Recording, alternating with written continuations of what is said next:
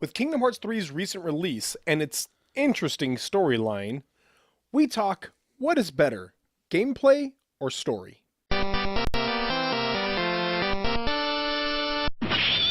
Hello, everybody, and welcome to the Nerdy Gritty, where we delve deep into the details of pop culture. I'm Fox. I'm Dez. Hey, Fox. Hey, how's it going? I think we have a good podcast. I do, and I enjoy it. I don't know. I don't really listen to it. I mean, it's okay. It's I listened good, to it once, and I was like, that Fox guy sucks. But I think we need to strive to be even better. Oh, that's just true. I think in my life that we need to strive for excellence above all. All right, get on with it. What are you gonna say? We need to be the very best that no one ever was. Yes. Yes. Again, it's been a week of interesting trailers coming out. It has been a week of interesting trailers, but height of so the trailers pumped. is Pokemon Sword and Shield was just announced for Nintendo. Oh, I thought you were talking about the movie. Detective Pikachu also looks so yeah, good. There's also, hang on, no, wait. There's also another Pokemon trailer that dropped in Japan, and it's over here now too. For what? But Mewtwo Returns. It's an animated movie. I thought that was just like a remake of or is it like a sequel to the first Pokemon movie? Yes, it's supposed to be like a sequel. 22 movies later or whatever it is. It's ridiculous. I love it. That's this awesome. Whole thing, yeah, so... I mean, Mewtwo is also in the trailer for Detective Pikachu, but... Pokemon is going nuts Well, right now. Okay, so yesterday was the 23rd anniversary of Pokemon Green releasing in Japan. That's so crazy. If you don't know, Pokemon, the original games, were the very first thing Pokemon related. Right. And the anime and the card game came out of that very quickly. They recognized the property that they had, but that was the very first thing. So it's been 23 years since Pokemon released. I am a 36-year-old man. I was 13 when Pokemon first dropped. Probably 14 when it came to the States. Around that time. Yeah, that might be one of the most in the realm of gaming. One of the most prideful things I'll say is that I have been around since the start of Pokemon, but also been playing Pokemon since the start. Tetris 99 has been making a really big splash in the Nintendo world right last now. Week, right? During the Nintendo Direct, and that is Tetris Battle Royale, which for somebody who loves Tetris, that sounds delicious. Okay, yeah, this is nothing. Fox, what have you been up to lately? It's very important. I have been playing Wolfenstein, The New Order. I know, right on time. Yeah. Just kidding. I've played it multiple times already. It's such a great game. I'm playing it, and I'll be playing the Old Blood, and I'll be playing Wolfenstein 2, the new Colossus, in anticipation of Wolfenstein Youngblood coming out. Also, I don't know if you've noticed, but the main games, Wolfenstein 1 and 2, are Wolfenstein the New Order and the new Colossus. And the sub games that come after, which are basically New Blood and Youngblood. New Blood and Youngblood. Yeah. So, we know Wolfenstein 3 will be the new something, and whatever comes out will be the something blood. The current blood. The middle-aged blood. New blood, young blood, adolescent blood. Adolescent blood. No, yeah. So that's what they do. But can somebody clean this blood up? It's been here for a while. I just bought the Tetris Effect. You did. And I saw again New Frame Plus. When I got here, you were playing it. Yeah, I saw it on New Frame Plus, and I'm like, must have that. I must have that. Sure. And so I bought it, and it is incredibly different than your normal Tetris. Oh, it has to be. In as much as it's Tetris, it's normal Tetris, but the visual aspect of it, of everything that's going on, is an active distraction. And I'm not going to say I would say that it's a detriment to the game. Okay. I would have said that until I just thought to myself, you know what? Don't treat it as a detriment to the game. Treat it as just another part of the challenge. This is part of the challenge of the game. And that really helped me accept it. But the Tetronymos. They're Tetraminos. Tetraminos. Those things they change what they look like in each level. Yeah. But you will do 3 levels at a time. So you beat level 1 and you have, however many lines left at the bottom.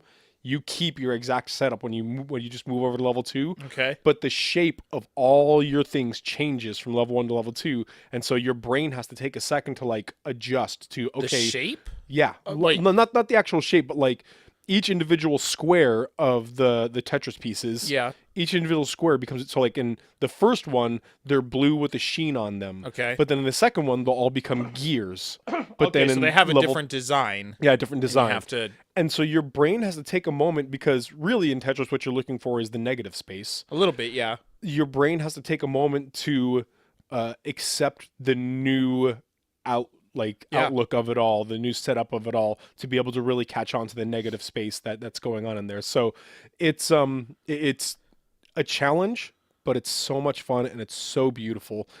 What else have you been up to? Well, okay, so I'm in a couple, like a month of no new games are coming out that I want to play. Yeah. The next one will be Sekiro, which is March 22nd. Which reminds me, the shadows, I'm told, that don't die one time. They die twice. That doesn't make any sense. I know, right? I won't be playing it now. No. No, I refuse. 0 out of 10. I just thought it was called Sekiro. No, yeah. So I've been kind of replaying some old stuff, but also just kind of doing some demos. I played some Switch demos, and I played the demo for Devil May Cry 5. I don't think I'm very good at it. Like, you know, it kind of rates your performance in the combat, and I did. Like, I got instead of an A, B, C, D, or an F, you just got an H, A, H, A. It's like it goes from F, D, C, like typical grades, like A, but then there's also like S, right. double S, triple S, or whatever. And I never got above like a B. I don't know. Like I don't. A B is good. No, it's fine. You graduated from Devil May Cry College. I did. With like a B's get GPA. degrees. There you go. B's get Devil May Crees. Devil May Crees. That's how you say it. That's how you say it. All right. Well, anything else? Because I'm well, out of things. You got nothing. Doing. I mean, you were sick for a little while. Your whole I've been family sick for was a sick, long but... time. Well, there's more stuff I want to talk about. That's not true. Okay, no. Kingdom Hearts 3 I've been playing a lot of, and the game is just so freaking fun. I can't even handle how much fun it is. I'm going to stop you right there, though, because we're going to get into that. Right. But so that's why. I want to bring up something, another trailer that dropped, X-Men Dark Phoenix. Oh, yeah, Have you seen that? Have you seen the trailer? I did watch the trailer, yeah. So, I'm disappointed that it's now called X-Men Dark Phoenix. Because it was originally called Dark Phoenix. Yeah. And I was really hoping they would just keep it that because I would hope people are smart enough to realize, oh, that's X-Men. Like, it's all the characters from that X-Men movie that I watched last time. Wait. Yeah. Wait a minute. Hold on. Why is this not the capital of Arizona at night? I'm confused. No, I'm very disappointed because it just, like, we know it's X-Men. Just call it Dark Phoenix. It's like Avengers Endgame. Like, Avengers is only on there because, like, everybody knows what Endgame is. Like, you could call it Endgame and it would not lose any money. Anyway, after watching it, I remarked to my wife, I said, that looks dumb and bad. And I think that's true, but I also think that the MCU has ruined superhero movies. Okay. In the sense that it raised the bar so high? Well, yeah, in like a quality, but in the sense that Thanos, in one way or another, like not just Thanos himself, but like the Infinity Stones and that stuff, have been building up for 10 years now. Since the very first inception of anything related to Thanos and his like plan started in Captain America the First Avenger. Right. Like way back when. We didn't know that's what it was. Yeah. We didn't know that, but we can look back and say, oh, and it even was called back to in Infinity War with Red Skull. Like they're making those connections. And so that really helps Thanos, I think, become a much more intimidating or interesting villain, or just the storyline to be more fulfilling once it finishes. Yeah. Because you've been like part of this for so long. Whereas X-Men Dark Phoenix, if you're a comic book reader or even just do some research, you can find out that the Phoenix is a cosmic entity in the Marvel universe. It's an alien. Right. And it's supposed to make Jean Grey one of the most powerful, beings in the universe. Beings in the universe. Like unstoppable, universe immortal. Threatening level. Like Thanos level, basically, but honestly and truly, Thanos versus Dark Phoenix, I got Dark Phoenix on that one. Sure, I don't. Yeah, those are always dumb arguments to get into because it's comic books and everybody can do anything if they needed to. But now they're expecting me to watch a singular movie in which Jean Grey, who's been around for, in this storyline, 1 movie, 2 movies. 2, I think. 2. She wasn't in First Class. Was she? I don't. No. No. No, she showed up in the one after that. There was Days Apocalypse? of Future Past and Apocalypse. I don't know. I can't even remember. I mean, that might be the part of it. But, like, they're expecting that lady to now be, if it's anything like the comics, I guess, and they are building it up, like, in the trailer, like, she's going to destroy the world and nobody can, like, I'm supposed to accept that in 2 hours, that this thing I've never heard of is now the universe threat. Okay, let's get down to the dirty gritty. But first, we want to talk to you guys about our Patreon. If you guys are really enjoying this and are really liking what we're doing, know that what you've heard, there's actually a lot more that we talked about before this. We talk about the Oscars and games that we're playing, and a lot of previews that came out. What you're hearing, I don't know if you know this, Dez, but what you hear the start of a lot of different conversations at the beginning. And then we shorten those conversations. Yeah. So that you'll hear a sentence worth of "this is how I felt about something," and then we'll talk for 5 minutes more about that. Right. Yeah. So I mean, if you want to hear our thoughts and things like that, if you want the extended version, we usually talk for a little more than an hour. Yeah, director's cut. That's what I call it. You can head over to our Patreon, and there's 3 different tiers. For the second tier and up, we actually offer behind the scene looks, the full nerdy gritty episodes, some early access to some of our videos that go on YouTube. I'm putting a lot of demos that I've been playing. As early access. If you want a say on what we talk about and the games that we play, our 3rd tier offers you a vote and all of that stuff. If you just even want a production credit or you just want to know that you're helping us out, our 1st tier is something there for you guys as well. But just know that we appreciate your support no matter how you give it. But if you are actively looking for a way to support us a little bit more, you can head over to our Patreon and check that out. That's patreon.com/dezandfox. So I have been playing a lot of Kingdom Hearts 3. If you guys don't know this, it's up on our YouTube channel right now, and I love it. It's so much fun, and I want to specifically say that I just left Arendelle, and there was the final frozen boss world. Yeah, the frozen world. Okay. The final boss was like this floating ice wolf that was huge. Ooh. And every little once in a while he cast comets a la Final Fantasy VII on you. And the giant snowman named Marshmallow from it catches it, and you have to cast magic on it, and it shatters and it explodes into a bunch of little tiny wolves, and then you have to fight and it was the coolest boss fight ever. That sounds pretty awesome. It was incredible. Like, this boss fight was so good, but the game is so much fun. But if you guys also don't know this, the story of Kingdom Hearts 3 or Kingdom Hearts in general, is ridiculous. Yes, it is one of the most confusing and what's the word I'm looking for? Convoluted storylines ever put in a video game series. If you can think of bad movie story tropes, Kingdom Hearts probably has it. It's got it in there. Damsel in distress? It's Sure. got it. Yeah, it's got lots of them. Time travel? Got it. Oh, it's there. Rebirth, like resurrection? Got it. Yeah, clones? Secret twins? Clones? Clones? Got it. Oh, they're there. Yep. People being possessed by other people. Oh, yeah. But you're not knowing it? Oh, it's there. Like, people are digital versions of themselves? Yeah, oh, yeah. It's there. They also invent new tropes, bad story writing tropes. Mickey Mouse hitting you with a sword? It's there. Not a sword, a large key. A very large key. In fact, to the point that when I finish Kingdom Hearts 3, we are going to be doing a Dez Explains Kingdom Hearts 3 to Fox and podcast. I'm so excited. I'm excited. I am not looking at anything about the story of Kingdom Hearts. So this may be, because we've been talking about beginning to film our podcast as well, to do a recording of it, like video recording. Yeah. I would like that to maybe be our first one, because to get my reactions. Well, I need to make kind of a flow chart. Oh, Okay, they're like that'll be timeline good. charts and That'll be story good. and things Yeah, like that. because the truth is, I played Kingdom Hearts 1 and 2 when they came out. I have not played 3. 1 and 2 are the only ones I've ever played. And we just played Kingdom Hearts 2 together on our channel. Right. And the more we played that, the more I realized I do not care what's happening.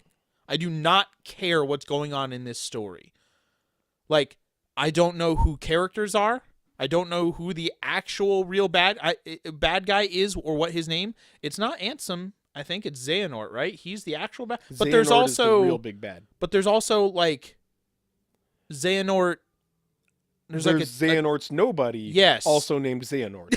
Yes, exactly. No, sorry, he's Xemnas. Xemnas. Yeah, there's Xemnas. Yeah. I don't. But there's Xehanort, and then there's Heartless, which goes by Ansem, and Okay. his nobody, which goes by Xemnas. Okay.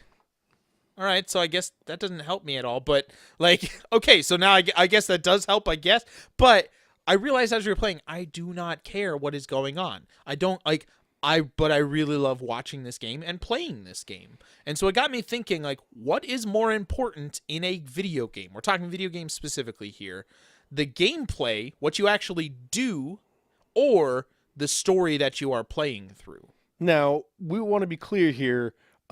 There are obviously both are important. Both and there are are some important. games that like we're just talking about Tetris. Tetris does not need a storyline. Well, sure. I don't know need if that to would save fall in the the category. Tetraminos, or whatever. Like Right. Yeah. So maybe we should focus our laser here, our podcast laser, onto the mine of games that have a story and gameplay. Yes, games not that just have a story puzzle and gameplay, games, and also not just walking simulators. And not- Although well- walking simulators would still need. See, Yeah, I was man. gonna bring that up because I do.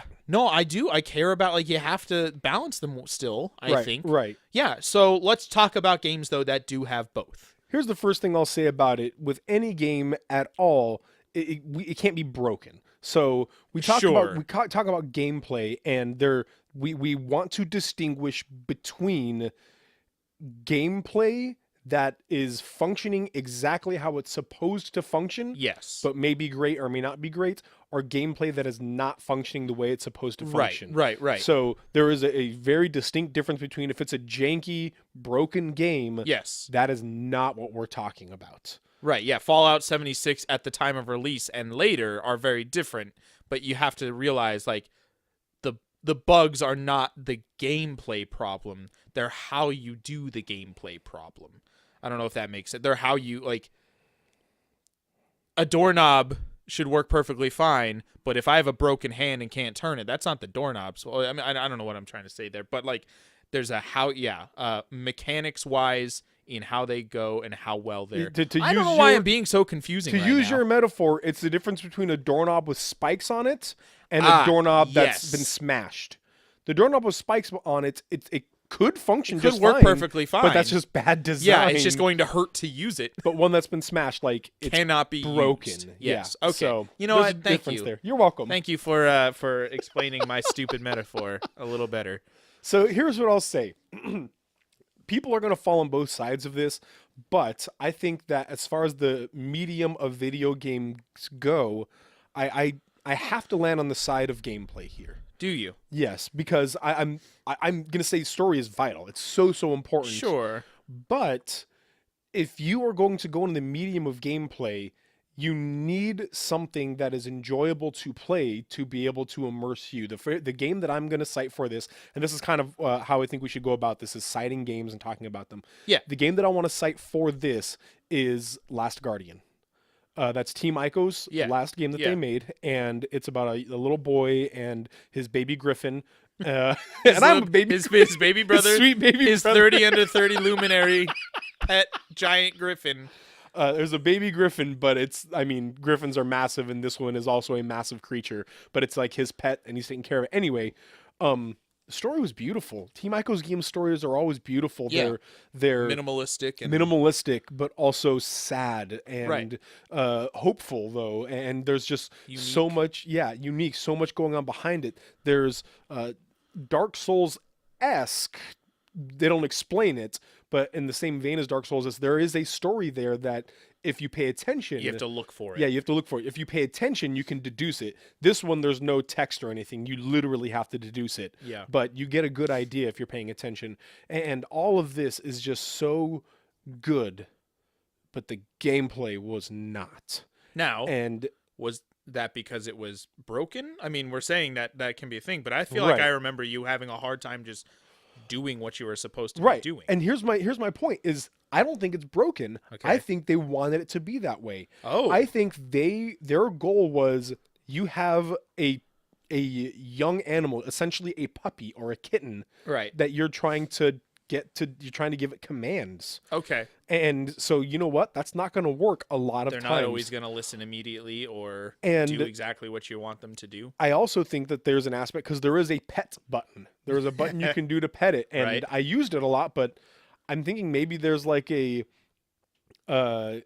if you have to pet it enough or in certain areas. I don't know. There might be like a relationship type of like meter in that, and if it's higher, he'll listen to you more often. If it's lower, he won't. But they don't explain that. Yeah, they don't show you that. Right, and in the times that the Griffin is not listening to you, it is infuriating. Like you are immediately removed from the beauty of the game, or you're immediately removed from the story of the game, no matter how good the story is, because this game is not functioning the way that you want it to, the way that you feel it should be. And it's not even that it's broken, it's just the way that it should feel natural to this. Because there was this interruption in gameplay, it interrupts the story as well. Sure, yeah. I'm gonna play the devil's advocate because of course I also fall in the middle, right? Obviously. Where they're both important. But I'm gonna bring up some walking simulators that not only was the story interesting despite quote unquote uninteresting gameplay, but it was interesting because it was in a video game.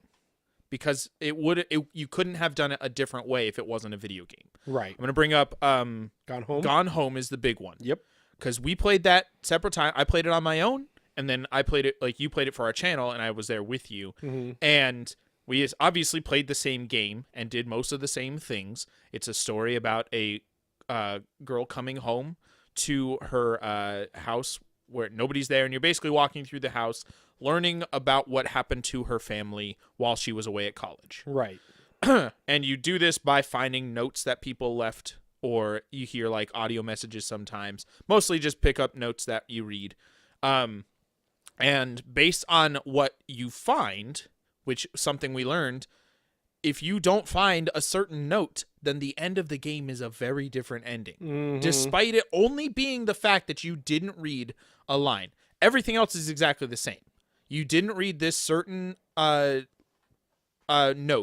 and so it fundamentally shifts what you think happened to your sister. Right. In the game. I don't want to spoil it, even though it's been a while. Go it's play such it. a good because game. It's very playing. Quick to play. It's it was at one point a free PS4 game, but it's also very cheap. Or just watch our playthrough. Yeah. And you'll see what we're talking about because I talk about it.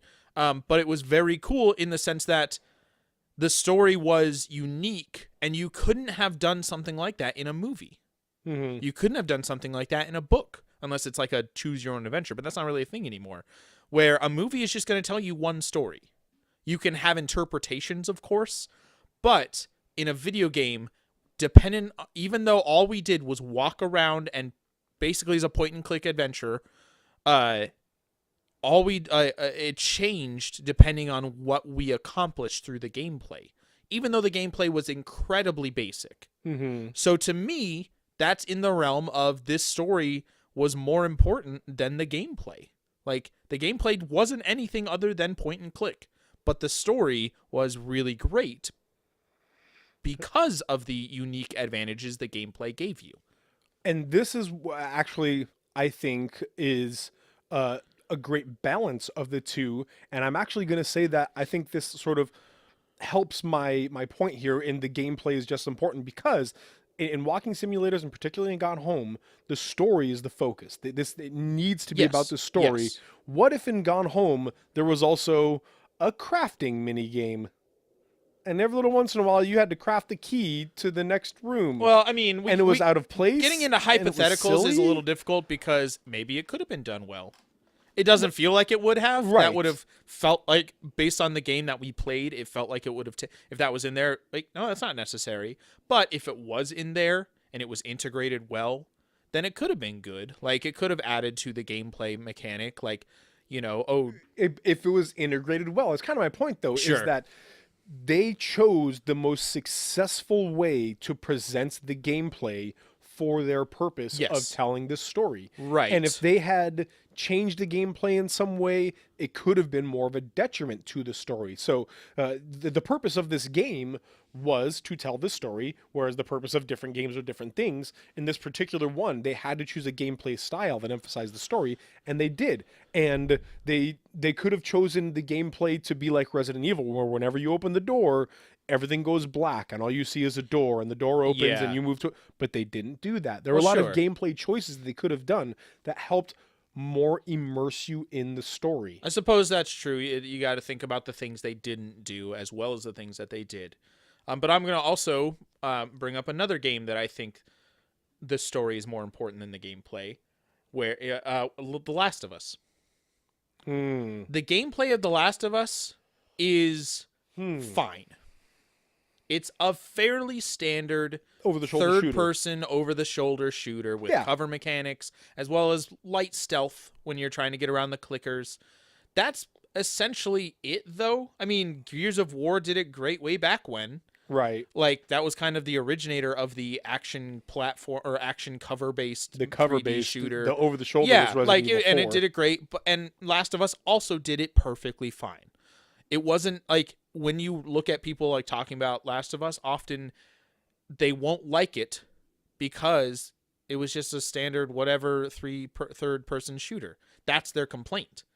Which on my side of the argument is, yeah, it was great. Like, it wasn't great, it was fine. That did not detract. It was enjoyable to play, but it also did not detract from one of the greatest video game stories ever told. Mm-hmm. And I understand we have different opinions on The Last of Us. You have a different opinion on it. We have similar opinions, but yours is more negative than mine is. Right. Which, no, I think it's great. Just the end was my problem. Yeah, the end. But the story is incredible.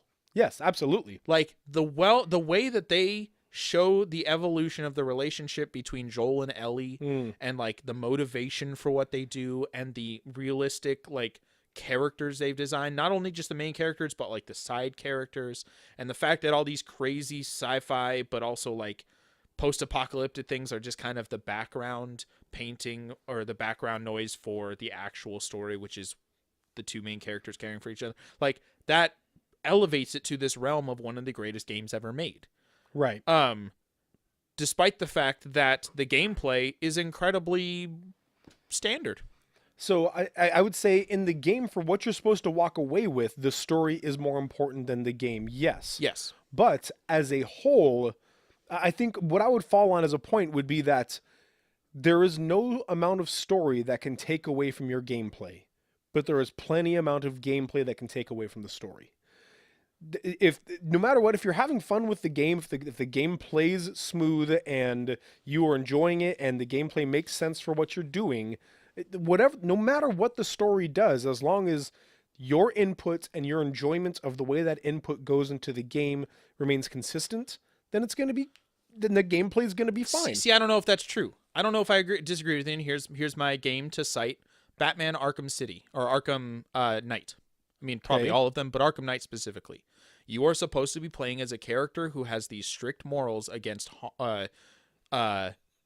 basically killing people, right, but also like unnecessary harm a lot of times. Like, I mean, okay, that maybe that's for not Batman, true, but when you are playing that game, you can drive the Batmobile into people, and they try to explain it as like there's an electromagnetic field around. You're murdering those people. Yeah, the same thing happens in Spider-Man. Yes, where the things you're doing are killing these people. There's one where you web a guy's their neck and yank go behind them, and you hear a cracking noise. You killed them. Yeah.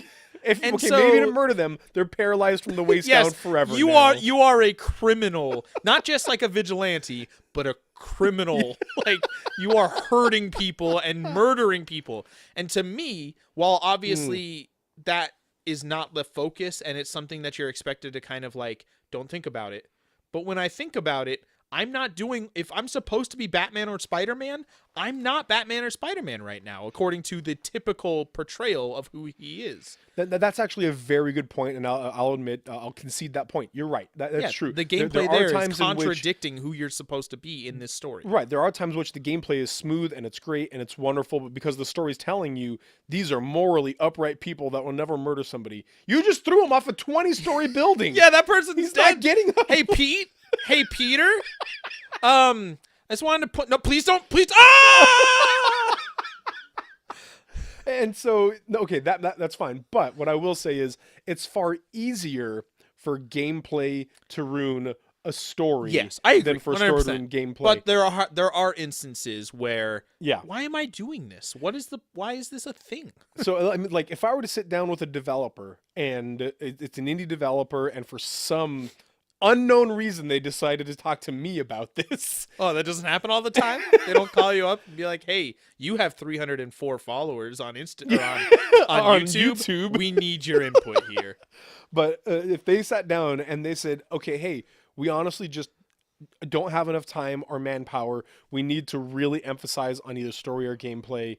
What would you say? I would say gameplay, because you can come up with a really bare bones story, save the princess story or whatever you want to do, really bare bones, simple story. But if it's got great gameplay, it can still be beloved and fun and enjoyable. Whereas it might be the greatest story ever told, but if it's just not fun to play, it's going to fall through the cracks. Yeah. And it's so difficult. I mean, there are games that fail at both, like the Sonic games back in the day. But again, I'll just drop right back into Last Guardian. The game was beautiful, man. Right. I loved it so much. Or on the flip side of things, Hellblade. Hellblade is a game in which I think it's honestly one of, if not the most important game ever made. I'm not going to say best game ever made, but most important games ever made. Okay. For a lot of reasons, but that's something you guys can ask me about later. Don't at me. No, just kidding. You feel free to add us. Right. But that game blended both the story and the gameplay beautifully. Now, they could have gone into combat way more. They could have given you different weapons and different armor and all this stuff, but that was not at all what was important to the story. Right. The story was the focus, and the gameplay just emphasized that. But also, it would have still been a beautiful story if you just walked through it. But if you're going to get behind the helm of a Celtic warrior woman, well, sure, you're probably going to want to fight venturing somebody into a dangerous world with people who mean you harm. And so they balanced it really, really well. But at the end of the day, that great story couldn't have been told as successfully if the gameplay wasn't top notch. Yeah. That it's true. I think we have to admit that both are important, but vital. Both are vital. Vital. Yes. Yes.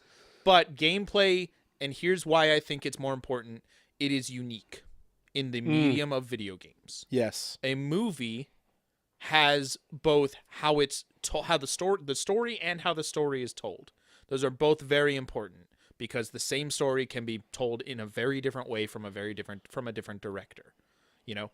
And but not a movie or a book, your interaction with it is to witness it, to view it, or to read the lines on a page. Sure, you turn pages in a book, but that generally doesn't change your story that you're reading. Although I would love to read that. You flip the page real hard, and the story rearranges itself.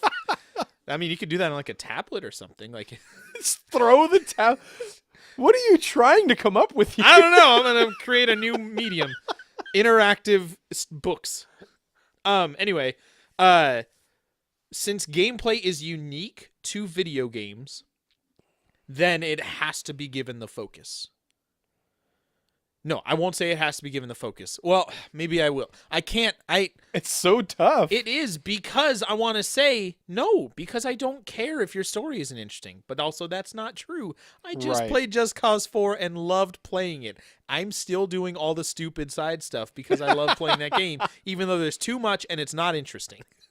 But the story in it is whatever. Like, I didn't care about the story of that game. It was nothing, but I loved playing it. So, I mean, I can't say that gameplay isn't important. I'm not trying to say that, but if I did, I'd be hypocritical because I play plenty of games where I don't care about the story. But since that is the unique element of this medium of art, then it has to be given a big emphasis in what you do. Because if it doesn't, then you might as well just make a movie or write a book or a cartoon or a visual novel or whatever. Now here's the reality of it. You can make a game where you want the story to be the emphasis and the gameplay is going to complement that. But then your focus should be on how can my gameplay best complement my story. Yes, that is where the greatest games come into play, I think, a lot of times. Where both of the things work well together. Right. Where storytelling through gameplay or just your mechanics are either unique or done differently because of how who this character is. I mean, I'm sure there's plenty of examples. Do you have any examples off the top of your head? I mean, I'd say God of War is one of those. Yeah, absolutely. God of War. Anyone that just recently came out which a beautiful story is told. Persona, all the Persona games, a lot of those RPGs where you get behind the mask of character. Again, Hellblade. Even if we were going to go goofy, we could go games like Far Cry. Like the Far Cry games, they don't tell an important story, but the story is there, and it's a fun story, and it's one that's outrageous and ridiculous. And guess what? I also got an alien gun that vaporizes people. That's true. There are things that are outrageous and ridiculous in the gameplay as well. Like, it balances this idea of, ooh, they're mind-washing all of Montana into being their slaves, and the gameplay is equally ridiculous, but good. Or successful in fun. serious ways, like the weapon you have in God of War. Both of the weapons you get. Let's start with the axe, the Leviathan axe. The Leviathan axe. They could have easily just said, "Oh, he has an axe." Obviously, like, even if he wasn't warrior man, he lives out in the woods. He has to chop down trees. He has an axe. Like, what do you do? But instead, they made it the axe that belonged to his wife. Yeah. That was created by Etri and other dwarf. I think Etri was one of them. I might be just thinking of Infinity War. But it's the same character, essentially. But, like, they're different. They make the thing that is the focus of your gameplay, of the combat, the majority of what you're doing when you're not just walking from place to place, they make that weapon important to the story that's being told.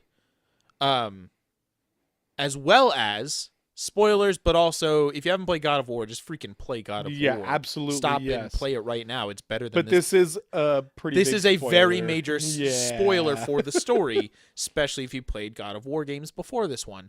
At a certain point, it is introduced that you need to get the Blades of Chaos, which are the weapons that you use in the original God of War games, not just because, I can fight ice monsters with this, but because the only way that you can save your son is by venturing into the frozen wilds of Helheim, and you cannot kill. Like, mechanically, it just makes sense. If it's a frozen wasteland, your ice axe isn't going to do much.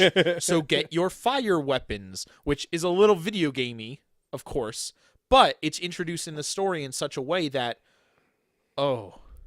I'm trying to escape my past. Oh my gosh, I'm trying to leave behind this monster that I was, or at least bury him if I can't ever escape him. He literally puts those Blades of Chaos underneath. He buries them. Essentially, I mean, they're in a storage compartment, but he puts them underneath.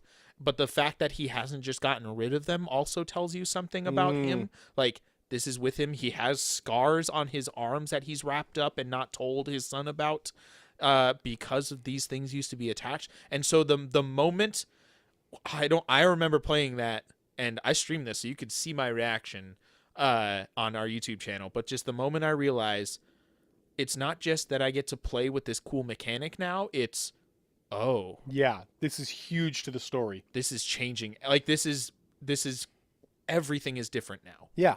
That's a really great example of balancing the two, because in so many games, Dark Souls, Bloodborne, whatever, so many games, you can change your weapon. Yeah, whenever you want, which is fine for those games. That's We're not great, trying to, it's not a detriment to those games. It makes sense. But if you want a game that's going to be known as one of the best games ever made, like this new God of War, you tie in those things together. I mean, the way, like, again, storytelling from the very beginning, like the opening parts of the game, there's a moment in which Kratos's arms are wrapped and part of the wrapping falls and it falls down his hand and it looks like a chain or whatever, something is hanging from his arm, and you see him pause and stare at it with almost like a PTSD flashback almost. And then he calms himself and he takes it and he rewraps it up. And you just you get this immediate moment of, oh, he's thinking of those chains. He's thinking of those blades of chaos. And then finally they come back to, like, there's a couple times in which Mimir is referencing, like, you're the bloody ghost of Sparta. Like, I know who you are. Like, they reference that past a couple of times. And then finally they come to the moment in which he has to go get them. And you're not just changing your weapons mechanically, gameplay wise, you're changing your weapons. There's a solid 20 minutes where all you do is travel down a river. There's no combat in there. I mean, they changed kind of the atmosphere of what's happening, and a character from the old games comes in. It's so good, and it hurts, it wrecks you. Like if you experience God of War 1, 2, and 3, which I did, like, this changes so, like, it's just like, it was such a well-made game. One of the greatest games ever made in pretty much every context. And so here's what I'm going to say. I'm going to revise what I'm saying. Story and gameplay, both extremely important. Yes. Gameplay, possibly more so, but your story and gameplay, if they are tied together, like, will create... You can have the greatest story of all time or the greatest gameplay of all time. Neither of those games will be as well remembered as... Even if they're not the greatest of all time, when they're tied together so well that they create something so memorable. Yeah. Because absolutely, yes. The combat in God of War is great. Yes. I can't say it's better or worse than others. Like the combat of God of War. I could argue was better, but well, sure. Still, yeah, I mean, yes, it was very well done. But the fact that what you're doing, like the fact that the gameplay and the story are so well tied together, makes it rise above, even if a game has a better story or a better gameplay than God of War. Right. The things combined make it better than even better examples of either one. To come full circle, we land back on Kingdom Hearts. And because I want to get the fullness of the game, I went in a really deep delve of storyline explanations. I've tried, man. I've tried. I've watched about 4 different videos. I've watched hours of storyline explanations, and there's still some things that I'm learning as we go, learning as it goes. But it's really helped me with, like, big reveal moments, like Larxene. Oh, Larxene shows up, and Sora's like, "Who are you?" And she's like, "You don't remember me?" And I'm like, "Oh, that's right. He wouldn't remember her because of Castle Oblivion." Like, it helps me really enjoy that because I understand what's going on. Sure. But here's what I'll say: if I didn't understand that, Kingdom Hearts does a good enough job of saying, you need to go to this place and fight these people because bad is trying to do bad things, and you are good. Like, it does a good enough job of just saying good needs to triumph over evil, so go hit things with your key sword. Yeah, but to me, that's not a story. That's just an excuse to do gameplay. And it's a great excuse. Right. No, yeah. But the game itself would be better if you it would cared about what you're doing. Absolutely, it would be better. Yes, it could be so much better, but the gameplay is so fantastic. Sure. And every single place you go, they introduce something new that just makes it so fun. Oh, do you want first-person shooter mech combat? Cool. Toy Story World. Toy Story. Oh, do you want to dive from behind rocks shooting guns at people? Cool. You get to do that in Arendelle. Like, I'm Winnie the Pooh's gun right now. It has Okay, yeah, exactly. Kingdom Hearts is the dumbest. Right? I love it. Winnie the Pooh's gun right now. You just said so that Winnie the Pooh's in keyblade a non... has a form change into guns. dual wielding guns that shoot honey, and it's wonderful. Oh, that is the worst thing I've ever heard, and I want to play it right now. So good. It's gonna change the 100-acre wood for real.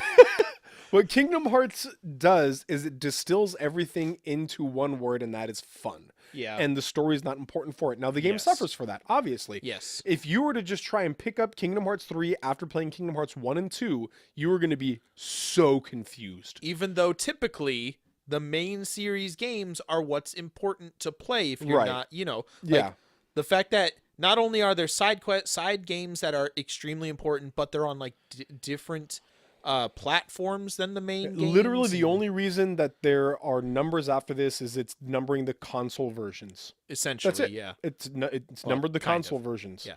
Other than that, every single game is important to the storyline. Even the mobile game. Yes. Either the mobile game is basically Cross. the prequel, and I can tell you all about it if you want me to. Yeah, no, I am. Here's the truth. I have been excited to play Kingdom Hearts 3. But after playing Kingdom Hearts 2, I was far less excited. Because sure, it might be fun, but lots of games are fun. But if I don't care about what's happening, it might just weed it out of what I play first. Okay, we should be wrapping up here, but I do want to say that Kingdom Hearts delivers a type of fun that is unique to Kingdom Hearts. Okay, sure. In as much as it's just such joyful, pure fun. Colorful and... and like, it's not fun... But you're also, if you think about it, murdering people. It's not fun, but if you think about it, you're punching a bunch of people. Like, it's just pure, unbridled fun in a joyous, childlike way. It's distilled childlike joy. Well, yeah, and it helps that it's just nothing. It's a bunch of Disney games. Yes, things that. No, sure, yeah. I love it. I'll probably play it eventually, but because I don't care about what's going to happen in it, then it has put it lower on my list of games that I want to play. So here's what I think we can both agree on if we're going to wrap up exactly what we're saying here as far as story versus gameplay goes.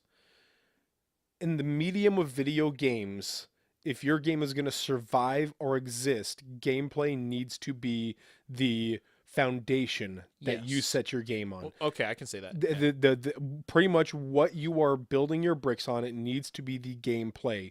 But if you want your game to be memorable and long-lasting, a story helps and makes that happen. And if you want it to be one of the greatest games ever made, you blend the two together in every way that you possibly can. Right. So, thanks guys for listening. Let us know what you think about story versus gameplay. Cite some games for us. That's one thing that we like to do, is to think back on a lot of games that were made and why gameplay or story was focused on that, why it failed in that. Let us know if there was the one that we kind of struggled with, that Fox had a couple of good examples of, was, are there any games in which the story took away from the gameplay? Talk to us about it, comment on it, and share this with people if you want to get the word out there. Thanks again for listening, guys. Remember, saved games, save lives. See you next week.